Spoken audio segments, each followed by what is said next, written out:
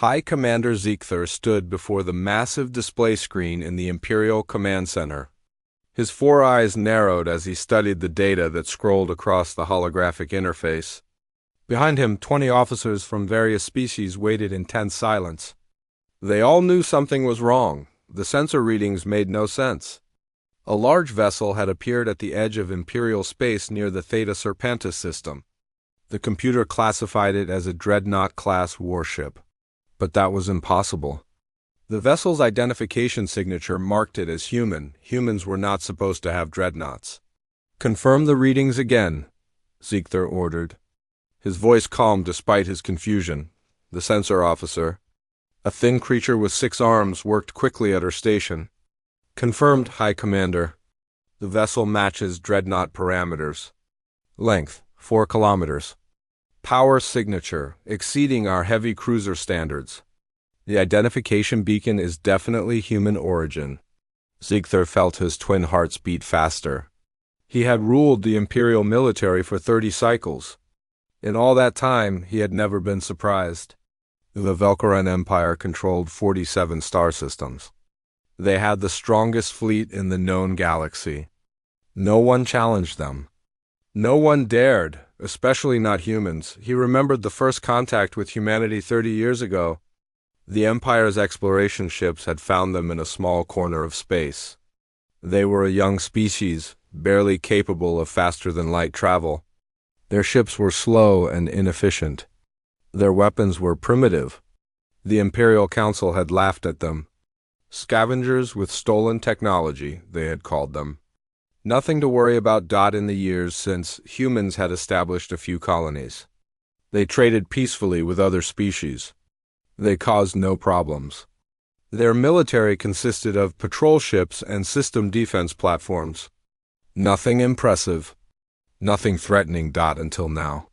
"Show me the tactical display," Ziegther commanded. The screen changed. A 3-dimensional map of the sector appeared, with the human vessel marked in red. It sat motionless at the system's edge, not advancing, not retreating. "Just waiting. Have they made any hostile moves?" Ziegther asked. "No, High Commander. The vessel appeared 2 hours ago and has maintained position. They have not charged weapons. They have not launched fighters. They have made no threats." That worried Ziegther even more than an attack would have. A smart enemy did not show its weapons until it was ready to use them. Admiral Krishana stepped forward from the group of officers. He was a veteran commander, scarred from 100 battles. "High Commander, this is clearly a provocation. These humans have forgotten their place. They need to be reminded that the Empire does not tolerate such displays." Ziegther considered this. The Admiral was probably right. Humans were known for their strange behavior. Perhaps they had bought or stolen a single dreadnought from somewhere and wanted to look powerful. It was foolish, but it fit what the Empire knew about human psychology. They were emotional creatures who valued pride over logic. "Very well," Ziegther said. "Admiral Krishana, take the 3rd battle group. Intercept this vessel. If they do not withdraw immediately, you are authorized to disable their ship and take the crew prisoner. We will show them the price of threatening the Empire." Admiral Krishana saluted with his clawed hand against his chest. "It will be done, High Commander. The 3rd battle group will depart within the hour." The Admiral turned to leave, but Ziegther called him back. "Krishana, do not underestimate them. I do not understand how they acquired such a vessel, but they did. Be cautious." The Admiral's face showed mild offense. "High Commander, I have fought in 63 battles. I have never lost. These are humans. They have fought in none. There is nothing to fear." After the Admiral left, Ziegther returned to studying the data. Something felt wrong. His instincts had kept him alive through many wars. Those instincts were screaming at him now. "Get me all intelligence files on humanity," he ordered. "Everything from the past 30 years. I want to review their technological progress, their military exercises, their ship construction data, everything." The intelligence officer saluted and hurried away. For the next several hours, Ziegther read through files. What he found did not make him feel better. Human technology had improved, yes, but not this much. They had 38 colonies across 12 systems. Their total population was around 15 billion. Their industrial output was respectable for a young species, but nowhere near what would be needed to construct a dreadnought. Building a dreadnought required massive shipyards, rare materials, and decades of effort. Even the Empire, with all its resources, had only 12 such vessels. How had humanity built one in secret? Unless they had not built it. Unless they had stolen it or found it. Ancient dreadnoughts did exist in old battle sites across the galaxy. Perhaps humans had salvaged one and made it functional again? That seemed more likely. It fit their pattern. Humans were good at taking old things and making them work. They called it jury-rigging or making do. It was one of their strange cultural traits.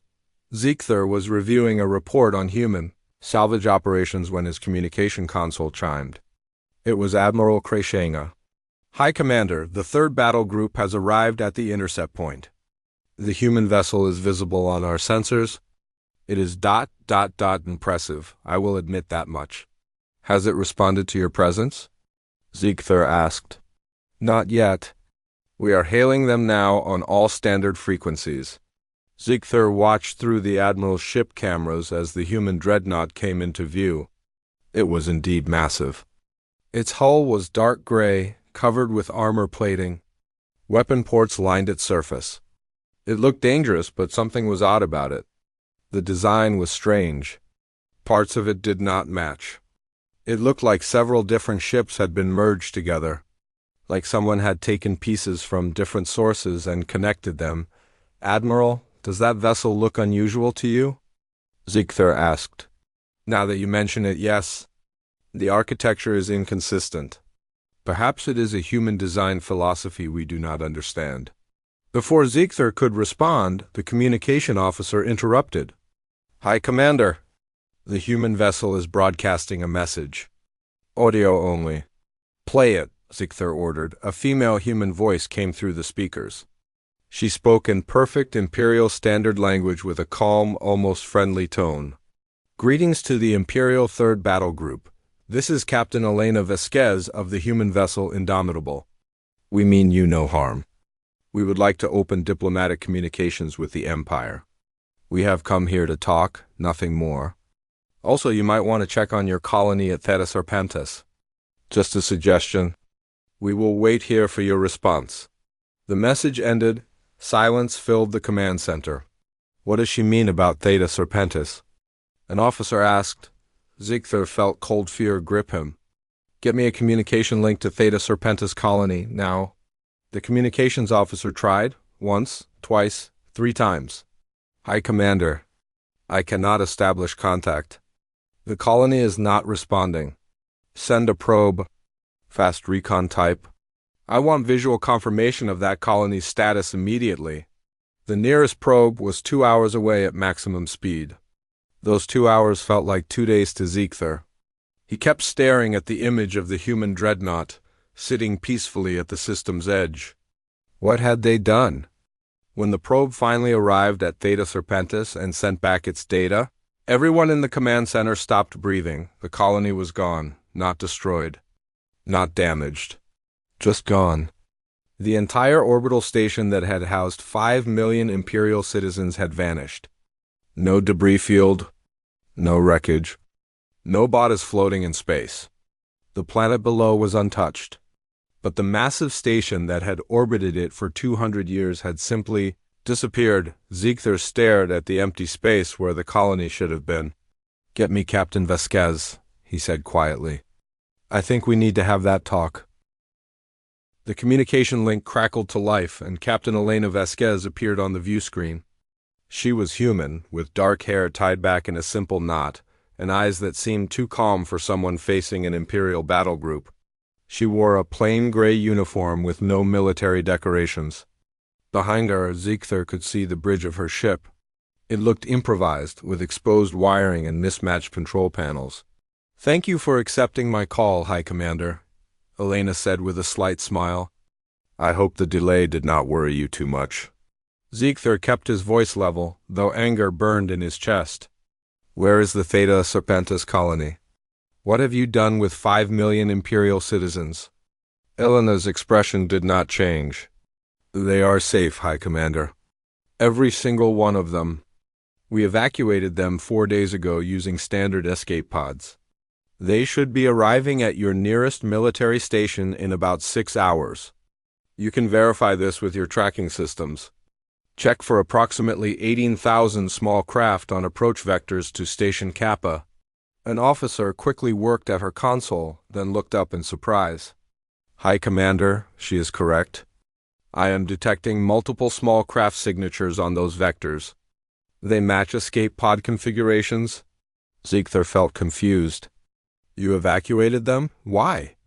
What purpose does this serve? Elena leaned back in her chair. We needed something to get your attention. Something that would make you take humanity seriously. Your empire has ignored us for 30 years. You treat us like primitive children. We needed to change that perception. By stealing an entire colony station? Admiral Krishana interrupted, his voice full of rage. You commit an act of war and expect us to respect you? We did not steal it, Admiral, Elena corrected gently. We borrowed it. And before you ask, we did it without firing a single shot. We sent a message to the station administrator 3 weeks ago. We explained what we wanted to do and why. We asked for volunteers to help us. We offered them a choice, stay and be part of our demonstration or leave peacefully, and they agreed? Ziegther could not believe it. Most of the permanent residents did not. They took the evacuation pods we provided. But about 2,000 colonists, mostly technical staff, decided to help us. They were tired of how the Empire treats frontier colonies. They saw this as a chance to make a statement without violence. So they helped us strip down the station, remove everything we did not need, and add some ... modifications. The view screen split, showing a technical schematic. Ziegther stared at it in disbelief. The Theta Serpentis colony had been a standard Imperial design. A massive ring structure, 3 kilometers in diameter, with living quarters, commercial zones, and industrial sectors. Now, looking at the schematic, he could see what the humans had done. They had gutted the entire interior. All the civilian sections were gone. In their place, humans had installed massive engines salvaged from cargo vessels. They had added power generators stripped from mining equipment. They had bolted weapon systems onto the outer hull. These weapons were not even military grade. They were industrial cutting lasers, mining charges, and cargo tractor beams modified to look threatening. The Dreadnought was not a Dreadnought at all. It was a civilian space station wearing a costume. You see, High Commander, Elena continued, we did not build a warship. We could not afford to. We do not have the resources. But we realized something important. We did not need a real Dreadnought. We just needed you to think we had one. Krishana laughed, a harsh barking sound. You fool! You have revealed your deception. Now we know you are weak. We can destroy your fake warship and return the station to its proper place. You could, Elena agreed. But consider what we have proven. We moved a 3-kilometer station across multiple star systems without you noticing until we wanted you to notice. We evacuated 5 million people without a single casualty. We did this with civilian volunteers and spare parts. Now imagine what we could do if we were actually trying. Ziegther felt his blood run cold. She was right. The technical achievement was impressive, but the implications were terrifying. If humans could do this as a demonstration, what were they truly capable of? Also, Elena added, you might want to check your long-range sensors. I think you will find some interesting readings. Ziegther gestured to the sensor officer, who quickly scanned the data feeds. The officer's face turned pale. High Commander, I am detecting 3 more signatures. Similar to this vessel, appearing at different locations across Imperial space. Designation, Human Dreadnoughts. The command center erupted in chaos. Officers shouted orders. Displays showed the new contacts appearing on tactical maps. 3 more massive vessels, each matching the signature of the Indomitable. How? Ziegler demanded. How do you have 4 dreadnoughts? Elena's smile widened slightly. We do not, High Commander. But you think we do? That is what matters right now? She was playing games with them. Psychological warfare, but why? What did humanity gain from making the Empire panic? Admiral Krashina was already barking orders to his fleet. Weapons charge? Prepare to engage. I do not care if it is fake. We will blast this scrap metal into atoms and teach these humans a lesson they will never forget. Admiral, wait, Ziegler commanded. But he knew he had to make a decision quickly. The Empire's reputation was at stake. They could not appear weak. Captain Vasquez, he said carefully, you have made your point. You have our attention. But this provocation cannot stand. The Empire does not negotiate with terrorists. Return the station immediately, or we will take it by force. Elena nodded as if she had expected this response. I understand your position, High Commander. But before you attack, please consider the mathematics. You have detected 4 large contacts that you believe are human warships. In reality, you do not know what they are. You do not know if they are armed. You do not know if there are more you have not detected yet. You do not know what other surprises we might have prepared. You cannot bluff with nothing, Krashana growled. Can I not? Elena asked. Tell me, Admiral, how much will it cost the Empire to mobilize forces against all 4 contacts? How many ships will you need to pull from patrol duty?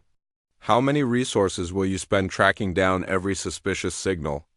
And most importantly, how will the other species in your empire react when they see that humans, the species you dismissed as primitive scavengers, have you chasing shadows across the galaxy? That last question hit like a physical blow.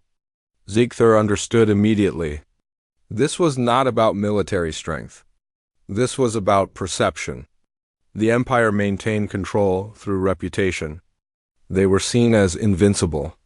But if humanity could make them look foolish, that reputation would crack, and once it cracked, the 47 systems under Imperial control might start asking questions.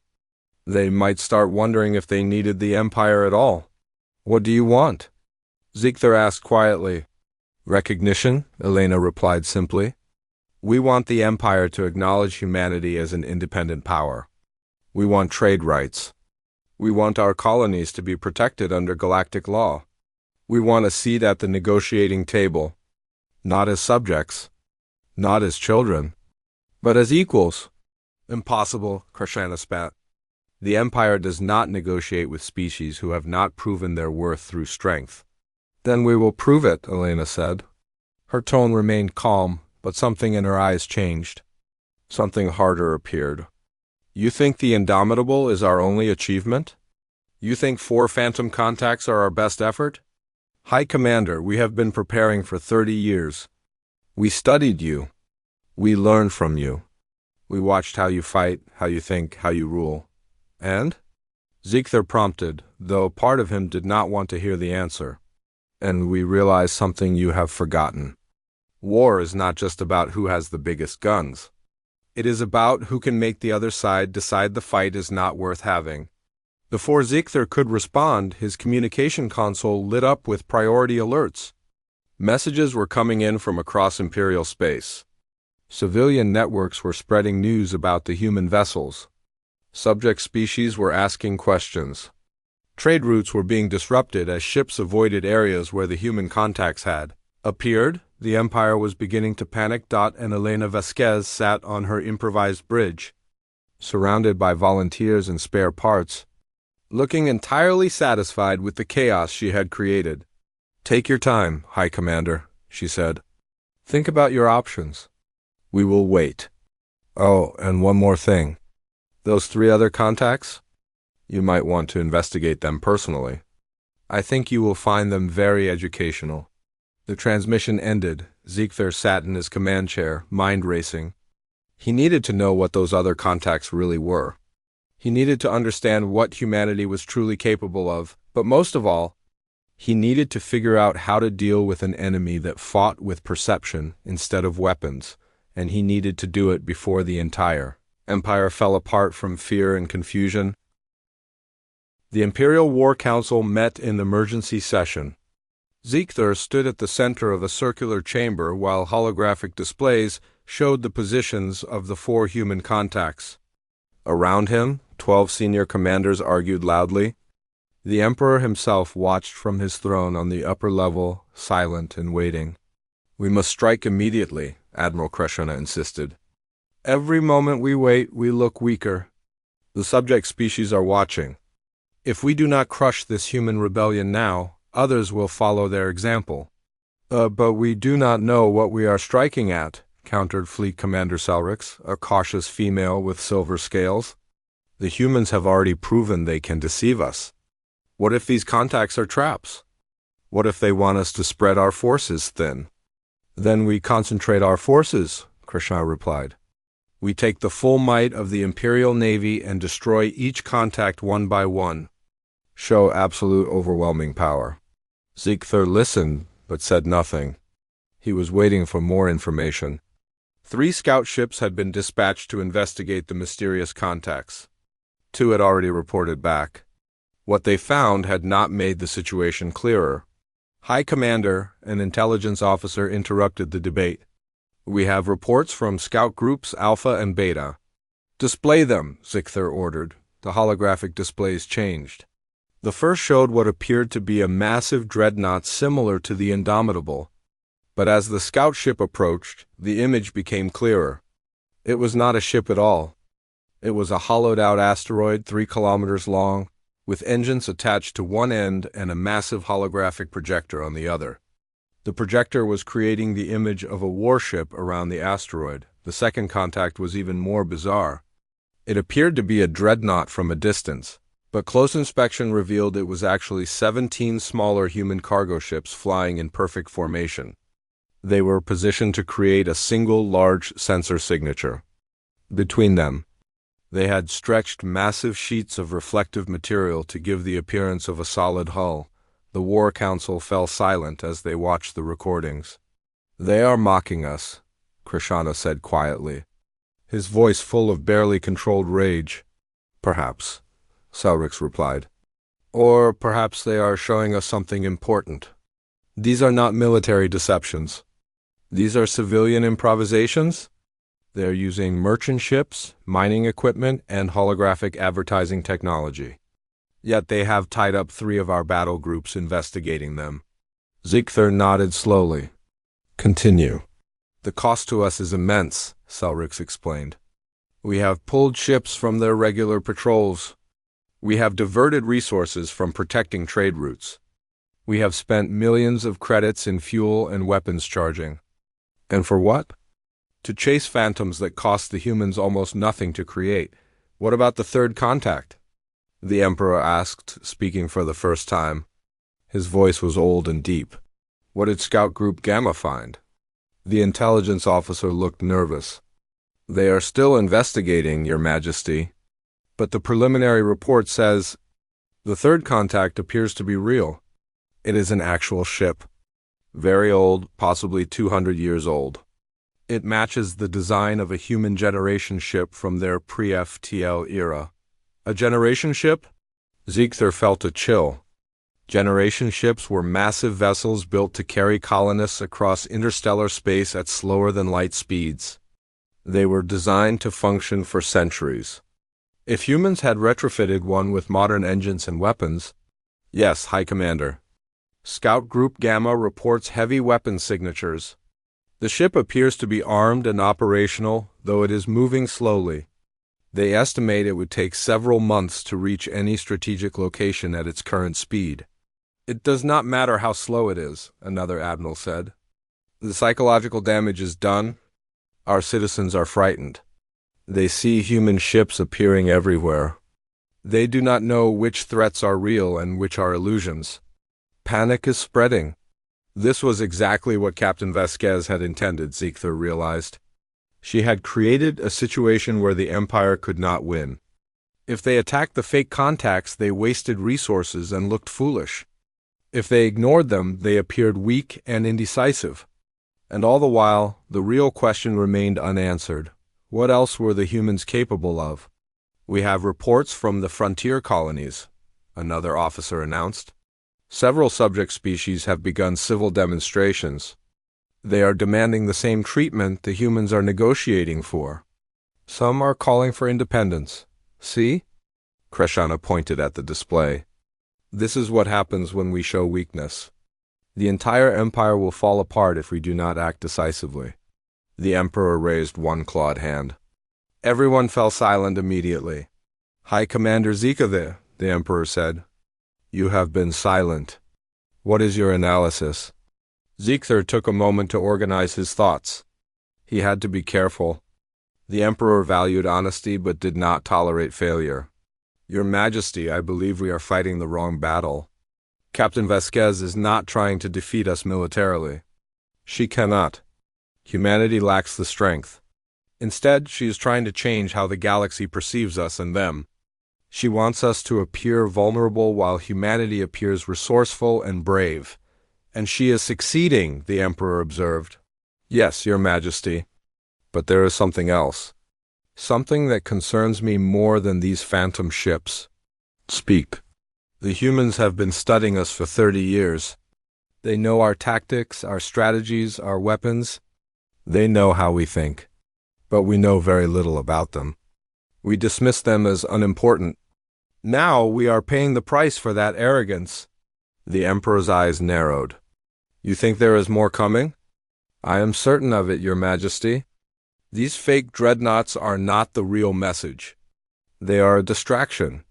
Captain Vasquez said we should check on them. She wanted us to discover they were fakes. Why? Selrix understood first. To make us question everything. If 3 contacts are fake and 1 is an old generation ship, we will assume any new contacts are also tricks. We will hesitate. We will doubt. Exactly, Zikther confirmed. And while we are doubting, they will reveal their real capabilities.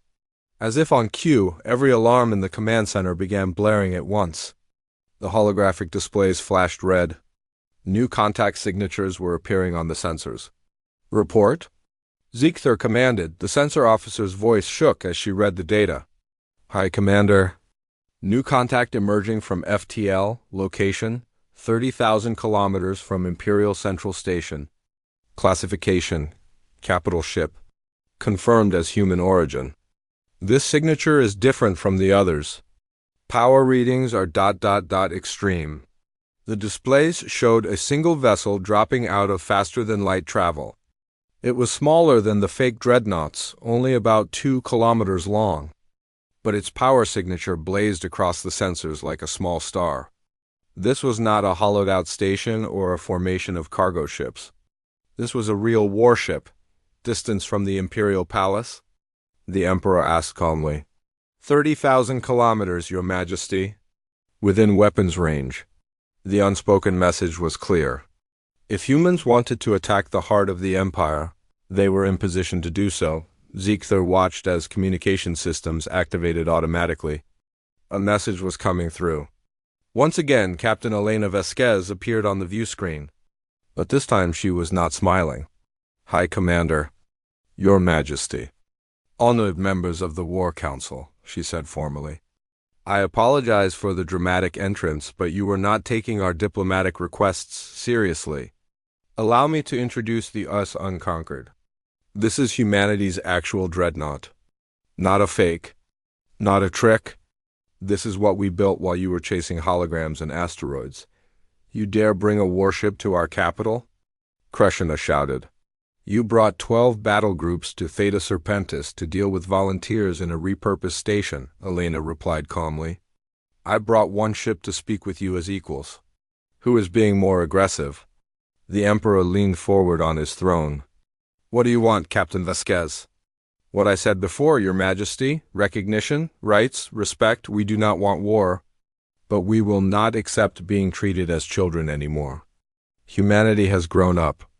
The question is whether the Empire can accept that. And if we refuse? The Emperor asked. Elena's expression became cold. Then you will fight. Not just us, but the idea of us. Every subject species in your empire now knows that humans stood up to you. They know we made you mobilize your entire fleet to chase shadows. They know we put a warship within striking distance of your throne room. If you destroy us, we will become martyrs. If you drive us away, we will become legends. Either way, your empire will never be the same." Ziegther realized she was right.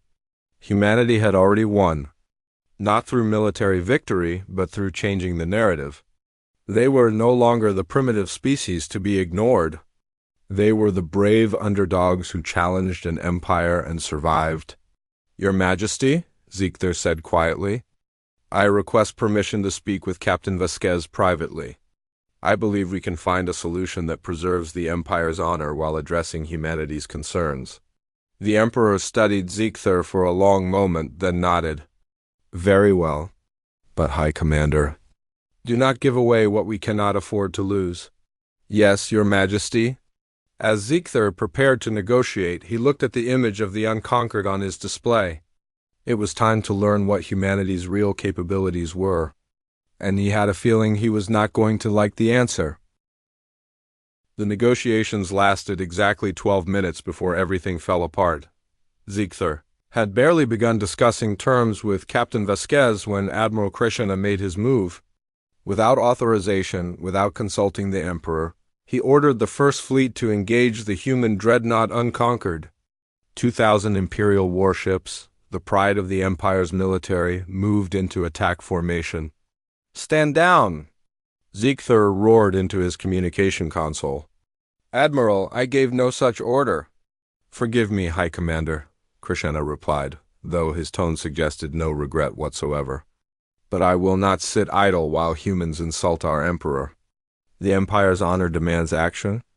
We will remove this threat and teach humanity a lesson they will never forget." On the view screen, Elena Vasquez showed no fear. Instead, she looked almost sad. "I had hoped it would not come to this, High Commander. Please understand that whatever happens next, we did not want this." Her image disappeared from the screen. "All ships," Krishna's voice boomed across the fleet channels. "Target the human vessel. Fire at will." Ziegther watched in horror as energy weapons lit up the space around Imperial Central Station. 2,000 ships firing in unison should have been overwhelming. The Unconquered should have been destroyed in seconds. It was not. The human Dreadnought moved in ways Imperial ships could not. It did not try to dodge the incoming fire. Instead, it positioned itself so that the attacks came from predictable angles. Then it did something Ziegther had never seen before. It released thousands of small objects from its hull: debris, scrap metal, broken equipment, garbage. The debris spread out in a cloud around the Unconquered. When Imperial energy weapons struck the debris field, the waste metal absorbed or deflected most of the energy. The shots that made it through hit reinforced sections of the hull. The Unconquered was using trash as armor. "Tactical analysis," Ziegther ordered. The tactical officer worked quickly. "High Commander, the human ship is not trying to win through superior firepower. It is using defensive positioning and sacrificial materials to minimize damage. Estimated time to break through their defenses: 47 minutes at current rate of fire." 47 minutes. That was a lifetime in naval combat. Imperial doctrine said any battle should be decided within the first 5 minutes. Either you destroyed the enemy quickly or you retreated to reassess. Extended engagements wasted resources and gave the enemy time to call for reinforcements, but the Unconquered was not calling for reinforcements. It was simply surviving. And in surviving, it was making the entire Imperial First Fleet look incompetent. "Admiral Krishna," Ziegther said coldly, "cease fire immediately. This is an order from the High Commander. With respect, High Commander, I am conducting a military operation against an enemy vessel. You may override me if you wish, but the responsibility for any failure will be yours." It was a trap, and Ziegther knew it. If he stopped the attack, Krishna would blame him when the Unconquered escaped. But if he allowed the attack to continue, he was endorsing Krishna's insubordination before he could decide. The Unconquered made its next move. Sections of the human ship that appeared heavily damaged suddenly exploded outward. But they were not real explosions. They were controlled releases of atmosphere and debris designed to look like critical hits. Imperial targeting systems marked those sections as destroyed. Ships stopped firing at them, focusing on areas that appeared intact. "They are tricking our targeting computers," the tactical officer reported. The damaged sections were already empty. They sacrificed non-essential parts of their ship to make us waste ammunition on destroyed targets. Ziegler felt a grudging respect. This was brilliant tactical thinking. The Unconquered could not match Imperial firepower, so it was manipulating Imperial expectations instead. It was fighting a psychological battle even in the middle of a physical one. Then the situation changed again. New contacts began appearing on sensors. Dozens of them, hundreds. They were coming from everywhere at once, dropping out of FTL in a loose sphere around Imperial Central Station. "Report," Krishna demanded. "Admiral, they are human ships, but not military vessels. I am detecting cargo haulers, mining ships, colony transports, even private yachts. They are all armed, but with improvised weapons. They are broadcasting a message." "Play it," Ziegler ordered. A different human voice came through, older and rougher than Captain Vasquez. "This is Captain Michael Chun of the civilian freighter New Horizon. We are not military. We are citizens, volunteers. We heard the Unconquered was in trouble, so we came. Every human ship within 10 light years came. Because that is what humans do. We protect each other." More voices joined in, speaking over each other. Women and men, young and old, from dozens of different human colonies. "Cargo hauler Red Star. Standing by. Mining vessel Deep Core. Ready to assist. Colony ship New Tomorrow. We are with you." On and on they came. The tactical display looked like chaos. Hundreds of civilian ships surrounding the Unconquered in a defensive formation. None of them were proper warships. But together they represented something the Empire had never faced before. An entire species willing to fight as one. "Admiral," Sawix's voice came through on a private channel. "You need to cease fire. Now, we cannot fire on civilian vessels. If we do, every species in the Empire will turn against us." But Krishna was beyond listening. "They are armed. That makes them combatants. All ships expand target selection. Any human vessel is a valid target. Belay that order," Ziegler shouted. But he knew it was too late. Some ships had already begun targeting the civilian fleet. What happened next would be studied in military academies for generations. The human civilian ships did not retreat. They did not scatter. Instead, they did something impossibly stupid and impossibly brave. They charged cargo haulers with improvised railguns, mining ships with industrial cutting lasers, colony transports with missile pods welded to their hulls. They rushed toward the Imperial fleet like a swarm of angry insects. Their weapons were weak. Their armor was minimal. But there were so many of them, and they moved with such reckless abandon that Imperial targeting computers could not prioritize effectively. A mining ship rammed itself into an Imperial cruiser, its drill bit tearing through the hull before exploding. A cargo hauler released its entire cargo of ore at high velocity, creating a shotgun blast that damaged a dozen nearby ships. A colony transport deliberately triggered its fusion reactor, sacrificing itself to create an electromagnetic pulse that disabled everything within 2,000 kilometers. The humans were not trying to win. They were trying to make victory too expensive. "Casualties?" Ziegler asked, his voice hollow. 17 Imperial ships destroyed, 43 damaged. The human losses are... The officer paused. Estimated at over 200 vessels, 200 ships, thousands of human lives. All volunteers who had chosen to fly toward certain death to protect a single warship. Ziegler looked at the tactical display with new understanding. This was humanity's real weapon. Not technology, not strategy, but the absolute refusal to accept defeat. They would throw themselves against impossible odds without hesitation. They would sacrifice everything rather than submit. An enemy like that could never truly be conquered. You could defeat their armies, destroy their fleets, occupy their worlds, but you could never break their spirit. They would keep fighting until they either won or everyone was dead, and suddenly, Ziegler understood why Captain Vasquez had seemed sad when the fighting began. She had known this would happen. She had known her people would come, and she had known they would die. "Contact Captain Vasquez," Ziegler ordered. "Immediate ceasefire. All Imperial ships, weapons cold, now, High Commander?" Krishna sounded confused. "We are winning. Another hour and we can destroy them all." "At what cost, Admiral?" Ziegler asked tiredly. "How many more ships will we lose? How many civilians will we kill?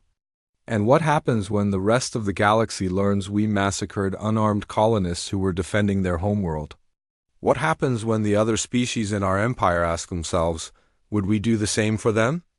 Would we sacrifice everything for each other the way these humans do?" Silence on the communication channel. "Stand down, Admiral," the Emperor's voice cut through.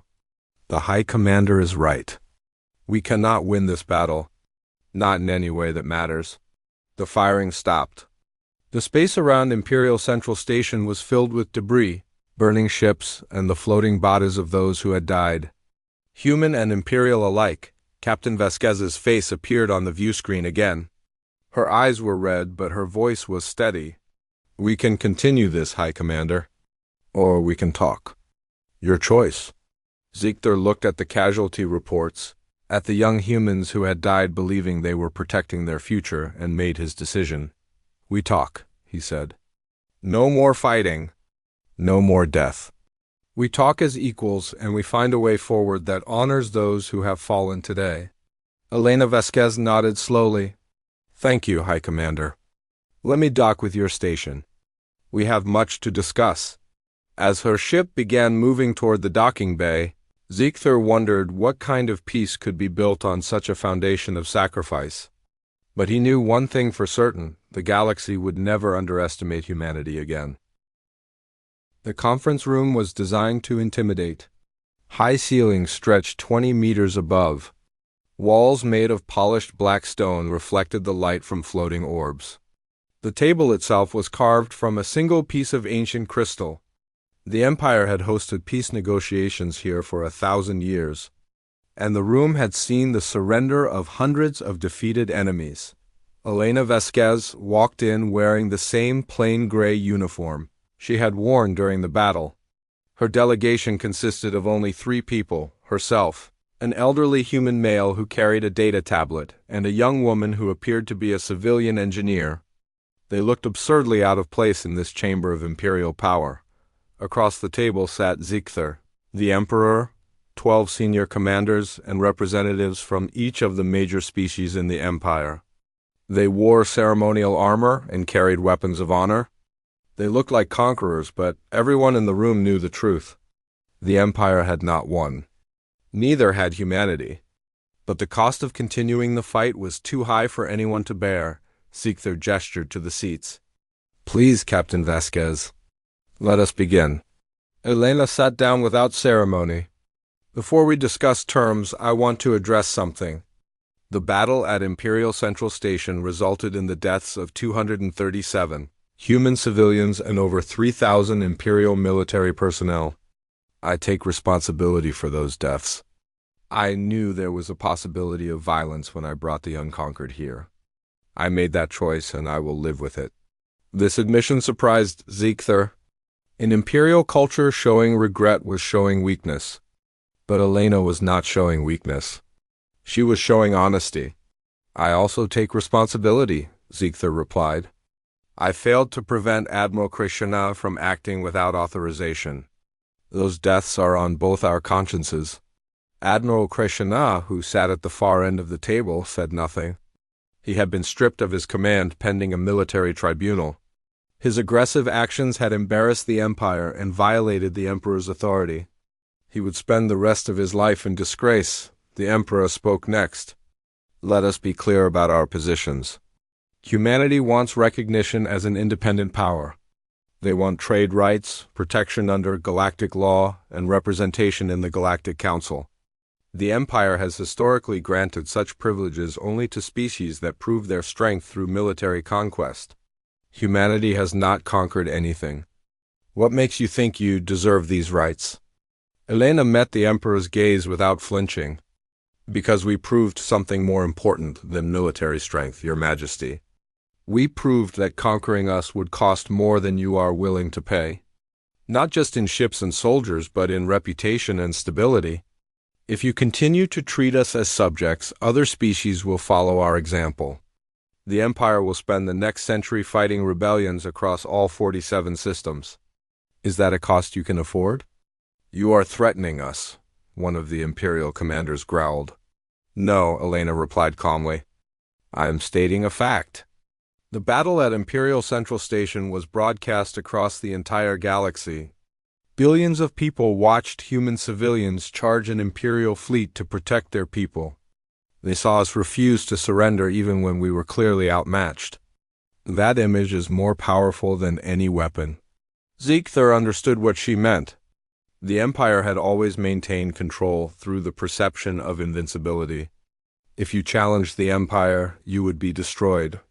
But humanity had challenged the Empire and survived. They had even forced the Empire to negotiate that changed everything. What assurances can you give us? Solrix asked. How do we know humanity will not use its new status to build an actual war fleet and attack us? You do not, Elena admitted. Just as we do not know the Empire will honor any treaty we sign. This is what trust looks like. Both sides take a risk. Both sides choose peace over certainty. The elderly human male who had remained silent until now spoke up. If I may add something? My name is Dr. James Sullivan. I am a historian. I have studied the Empire's history extensively. Do you know what made the Empire great initially? Our military strength, one commander replied immediately. No, Dr. Sullivan said gently. Your military strength came later. What made the Empire great was your ability to offer something other species wanted: protection, stability, access to technology and trade. You built an empire not through conquest alone, but through making membership attractive. That was 2,000 years ago, the Emperor said. Exactly, Dr. Sullivan agreed. And over those 2,000 years, the Empire forgot that founding principle? You started taking tribute instead of offering value. You demanded obedience instead of earning loyalty. The Empire became a protection racket instead of a community. That is why your subject species do not love you. They fear you. But fear alone is not enough to hold an empire together forever. The room fell silent. No one had dared speak so bluntly to the Emperor in centuries. But the Emperor did not strike Dr. Sullivan down or order him arrested. Instead, the old ruler looked thoughtful. You think the Empire is dying? The Emperor said quietly. I think the Empire is at a crossroads, Dr. Sullivan replied. You can continue as you have been, ruling through fear and military might. Eventually, the cost of maintaining control will exceed the benefits. The Empire will collapse. Or you can change. You can return to your founding principles. You can make species want to join the Empire rather than fear leaving it. And humanity's role in this? Ziegler asked. Elena took over. We can be your example. The first species in 2,000 years to join the Empire as equals rather than subjects. If this works, if we can build a genuine partnership, other species will see it. They will see that the Empire can change.